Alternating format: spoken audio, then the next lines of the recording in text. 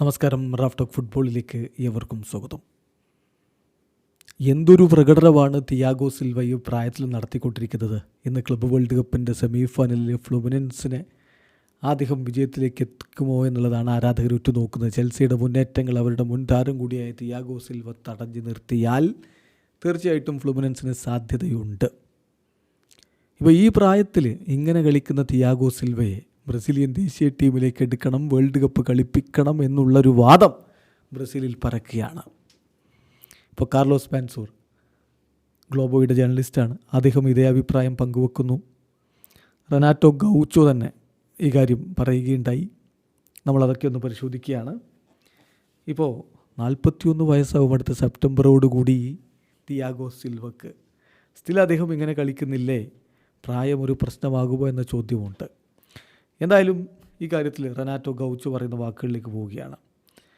ഒരുപാട് leadership qualities ഉള്ള ആളാണ് തിയാഗോ സിൽവ. പക്ഷേ ചില ഫിസിക്കൽ ഇഷ്യൂസും ഇഞ്ചുറീസും അദ്ദേഹത്തിനുണ്ട്. അത് ഒരു കൺസേൺ ആയിരിക്കും വേൾഡ് കപ്പ് പോലുള്ളൊരു ഡിമാൻഡിങ് ടൂർണമെൻറ്റിൽ. ഇപ്പോൾ ക്ലബ്ബ് ഫൈനൽ വരെ എത്തുകയാണെങ്കിൽ 7 മത്സരങ്ങൾ ഒറ്റ മാസം കൊണ്ട് കളിക്കേണ്ടി വരും. അപ്പോൾ അതൊരു പക്ഷേ ഒരു കൺസേൺ ആണ്. പക്ഷേ ബ്രസീൽ ഓൾറെഡി ഈ ഡിബേറ്റ് ഉണ്ട്. അദ്ദേഹം ഹൈ ലെവലിൽ പെർഫോം ചെയ്യുന്നു, ഗ്രേറ്റ് ലീഡറാണ്, ടെക്നിക്കലി വെരി ഗുഡാണ്. അദ്ദേഹം ഹൈ ലെവൽ അറ്റാക്കേഴ്സുമായിട്ട് സ്വയം അദ്ദേഹം ഡ്യുവൽ നടത്താനുള്ള റെസ്പോൺസിബിലിറ്റി ഏറ്റെടുക്കുന്നു. അദ്ദേഹത്തെക്കാൾ വളരെ യങ്ങറായിട്ടുള്ള താരങ്ങളുമായിട്ടാണ് അദ്ദേഹം ഈ ഡ്യുവലിന് പോകുന്നത്.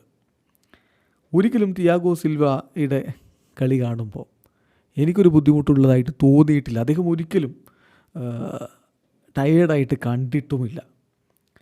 അദ്ദേഹം കളിക്കളത്തിലെ ഒരു കോച്ചാണ്. അതായത് കോച്ചിൻ്റെ പ്രതിനിധിയായിട്ട് കളിക്കളത്തിൽ നിന്ന് കളി നിയന്ത്രിക്കാൻ കെൽപ്പുള്ളയാളാണ്. അദ്ദേഹം കളിക്കുന്നത് കാണുമ്പോൾ വളരെ സന്തോഷമാണ്. തീർച്ചയായിട്ടും ഇപ്പോൾ നോക്കുക, അദ്ദേഹത്തോടൊപ്പം വർക്ക് ചെയ്യുക എന്നുള്ളതൊരു പ്ലഷറാണ്. ഒരുപാട് അദ്ദേഹം സഹായിക്കുന്നുണ്ട് ലീഡർഷിപ്പിൻ്റെ കാര്യത്തിലും മറ്റുമൊക്കെയായിട്ട്.